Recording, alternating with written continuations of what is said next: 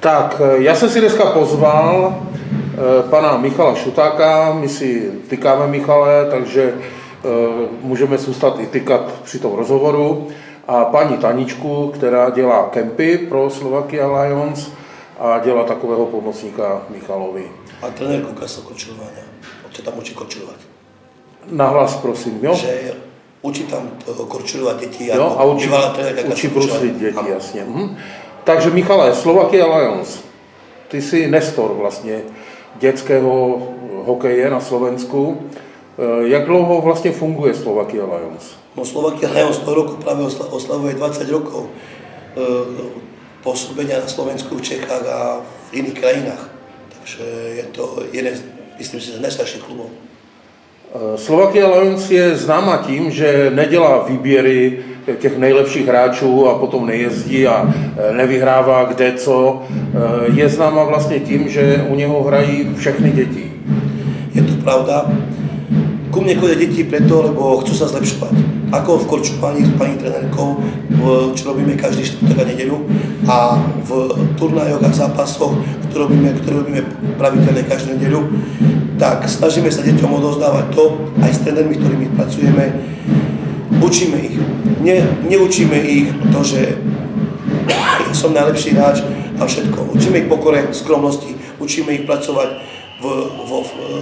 v tomto týme, a kde každý hráč môže sa naučiť spolupatričnosti. To znamená, jeden pri druhom sa vedia podržať, majú dobré priateľstva, dobré kamarátstva a nejde o to, že ja som hviezda, ja hviezdy nechcem. My vás bereme rádi na turnaji Evropského hokejového království, protože vždycky přijedete s něčím překvapivým, ale vždycky přijedete právě s těmito dětmi, které prostě o ten titul bojují. Zatím se vám to nepovedlo, jestli mě neklame paměť. No, tak ti poviem. Viem postaviť mužstvo napríklad v roku 2022, 23, 24, 25 som vyhral turnaj, jeden z najlepších vo Švajčiarsku. Ale tu zoberiem deti, ktoré chcem učiť. Aj s pani trenérkou odstraňujeme im chyby, odstraňujeme veci a preto na nich aj tlačím, aby sa naučili hrať pod tlakom a nerobiť tie chyby. A ďakujem tebe aj pánu Urbanovi, že ma tu zvedie medzi kluby.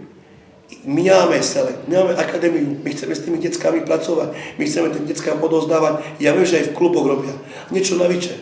Navyše v tom, že tí deti odovzdávame nejaký prínos, aj keď chodíš na doučovanie z angličtiny, môj zlatý Bob, chápeš? Chceme deťom dať niečo iné. Zeptám se Taničky teďkom, jak je to u těch malých dětí s bruslením, protože bruslení v současné době znamená hrát hokej. Kdo neumí bruslit nebo neumí excelentně bruslit, tak už ani mezi těma dětma de facto nemá co dělat. Je to těžké naučit děti správně bruslit? Áno, tie základy deti by mohli získavať už aspoň v tom 5. roku života, 6. Ako náhle deti prídu do klubov už vo vyššom veku, tak vlastne musia pochytiť najprv ten základ toho korčulovania, lebo potom už nestíhajú dobehnúť deti, ktoré sú tam naozaj už v nižšom veku. No základ toho korčulovania pre hokej si myslím, že je naozaj podstatný, pretože bez toho korčulovania by ten hokej nehral. Ten hráč by mu ušiel. Čiže dosť je to ťažké a náročné v tom, pretože teraz momentálne si ľudia myslia, že deti donesú na hokej, dajú im hokejku, výstroj a už vedia hrať hokej. Bohužiaľ, ja by som, a robí sa to aj vonku vo svete, tie deti najprv povyzliekala z výstrojí a rok, dva ich nechať korčulovať vyslovene niekde v krasokluboch alebo hobby korčulovaní, kde by ich naozaj tí trenéri naučili ten základ korčulovania bez výstroje, aby vedeli ovládať to svoje ťažisko tela, preniesť váhu z jednej nohy na druhú, aby sa neopierali o hokejku ako o pomocnú tretiu nohu, takže dosť je to podstatné pre tie deti a hlavne v tom skoršom veku. Tak teď jste naznačila problém rodičů. Zeptám se tebe, Michale, podle mých zkušeností a letitých zkušeností 20letých, kdy se pohybuju mezi rodiči, funkcionáři, rozhodčími, dětmi, zdá se mi, že v poslední době je velký problém s rodiči, kteří si myslí, že svoje ambice vloží do dětí a ty děti ty ambice budou naplňovat. Bobe, dal si mi dobrú otázku a nahral si mi na to, na čo som chcela ja podotknúť. Teraz sa hokej nerobí pre deti. Teraz sa hokej robí pre rodičov. Pre sponzorov, pre majiteľov klubov, ktorí sú do určitého veku majiteľmi klubov a potom skončia. Lebo moje dieťa skončil teraz v juniorke. Teraz sa robia selekty, bohatí si robia selekt a v tom selekte oni snažia sa vytiahnuť svoje dieťa. Keď si pozriete, Bobe, keď sme takedy my spolu začali pred 20 rokmi, nebolo toľko selektov, toľko rodičov bohatých, ktorí si robia vlastný klub, vlastný selekt a vyhrávajú. Aj tam ten hráč nehraje top. Je 2., 3., 5, ale 2 roky, že je prvý. A teraz je doba taká, že keď môžem povedať svoj názor, možno veľa ľudí bude mi oponovať a bude mať veľa príspevkov. Teraz je doba taká, mám peniaze, mám silu. Začnem. To isté je v škole, to isté je od trénerov. Ja, čo sledujem a celé roky trénujem hokej, vidím, že stráca sa taký trojuholník. Rodič, tréner, dieťa. Tréner si neváži rodiča, ani rodič si neváži trénera. A to dieťa, keď príde domov, si už neváži toho trénera, lebo, povedzme si pravdu, rodič povie, ten tréner nevie, ten tréner je zlý, ten tréner je to všetko. A to dieťa potom nemá rešpekt. Stráca rešpekt už v škole, aj vo tom, potom sa stráca rešpekt aj v rodine, lebo máme veľké očakávania od tých detí. Páni, dámy, rodičia, milé deti, nikto z vás nemôže byť lekár, nikto z vás nemôže byť hokejista. Jeden zo 1000, 2000 sa podarí, ale môžete sa naučiť zodpovednosti, pokore a to vás učia rodičia a to by mali učiť tí tréneri. Nechcem teraz oponovať, že niekto mi povie, že som taký alebo taký. Áno, kričím od decka, chcem od nich, aj teraz je tá doba. Rodičia všetko môžu. A moje dieťa môže všetko. Neviem, stretávame sa, vidíš sám, máme tu takí rodičia, takí deti. Bobe, povedz mi, keď už dám tú otázku takto, zmenila sa teraz doba? Určitě doba je úplně jiná, než třeba před 20 lety. Vtedy si mal slovo ako tréner, keď si niečo povedal, tak si ťa vážili ako trénera, mali k tebe nejakú úctu. Teraz, keď niekto niečo povie tréner, nakričí na moje dieťa, dieťa nevnímajú, nakreslíš im v kabíne, alebo povieš im, robíš s tými deckami 7-8 rokov a tu dieťa pozerá na teba, no teraz neboli na nička, boli teraz vo Švajčiarsku. Povedz mi, prišli sme tam, aký bol mužstvo Lugano, keď môžem povedať, porovnajme to so Švajčiarmi, Nemcami, Talianmi, Francúzmi. Povedz svoj názor, decka, pokora, celkom iní deti, celkom iní rodičia. Myslím si, že medzi tými deťmi by sa mala budovať aj medzi nimi vlastná úcta, tým vzniká ten tím. Hej. Tam naozaj bola zohratosť tých tímov, korčuliarsky bol celý tím výborný, tam sa nepreferovalo jedno dieťa pred druhým, takže... Aj rodičia, vieš, boli takí s tým, vieš, ako to, my chodíme po tých turnajoch po celom svete a roky, takže preto ti hovorím, ty si mi dal otázku, správnu otázku. Ja by som na tú otázku mohol správať hodiny a hodiny, lebo príde rodič a povie, môj syn je perfektný, dajme tomu, nebudem menovať kluby na Slovensku, aby si to neurazil. A príde na medzinárodný turnaj a chlapec sa stratí. No a kde je kořen toho, že rozhodují rodiče a nerozhodují funkcionáři, trenéři? Ja by som povedala, že to je len tá sila tých peňazí. Presne tak. Sila peňazí. Sila peňazí, sila známosti, sila tejto doby. My si uvedome, možno ma teraz budú všetci tam hejtovať, ale tak poviem, keď mám peniaze, ja si postavím 15 hráčov okolo môjho syna a vyhrám každý jeden turnaj. Ale nevyhrá môj syn, vyhrajú ostatní. A stáva sa to, lebo poznáme sa už dosť dlho, že sú také selekty, sú takéto výbery a všetko možné okolo toho.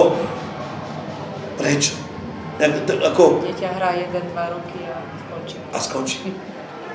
Robím aj agenta. A vieš, že posúvam hráčov po zahraničí, prídu chlapci, sú vynikajúci na Slovensku, prídu len do Česka a už sme niekde inde.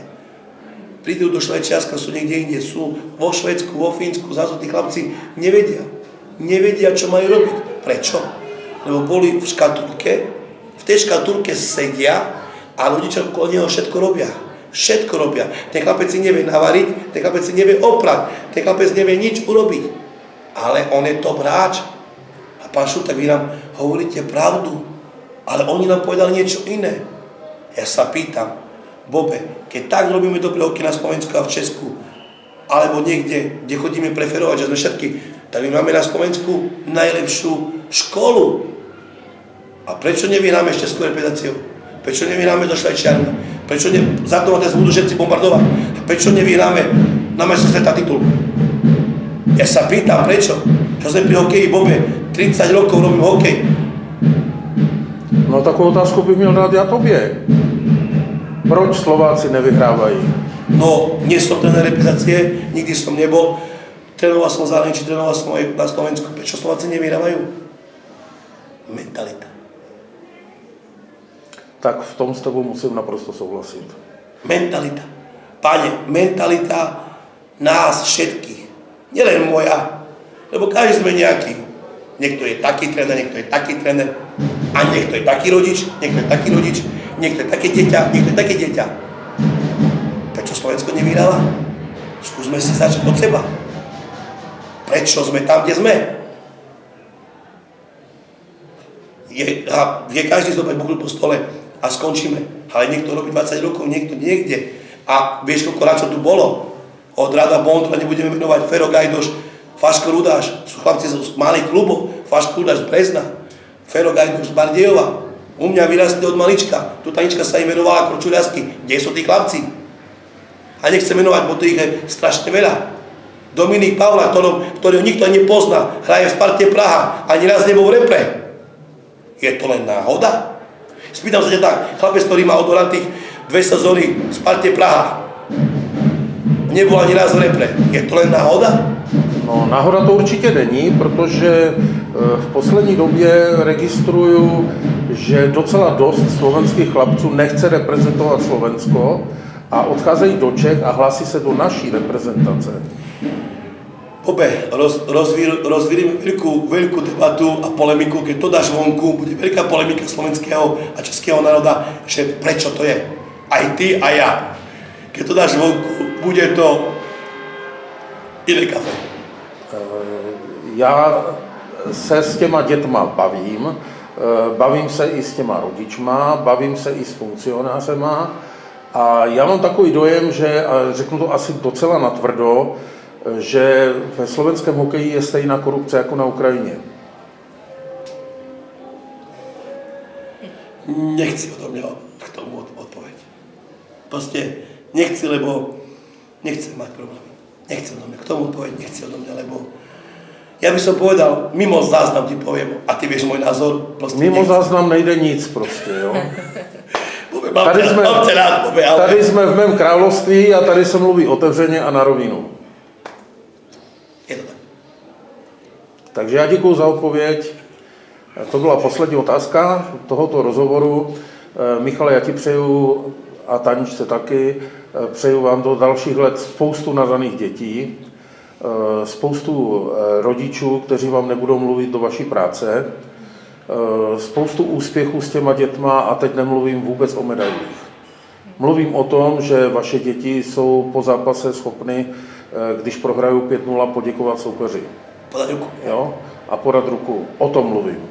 To je asi to nejdůležitější, co ty děti musíte naučit, protože doma se to nenaučí.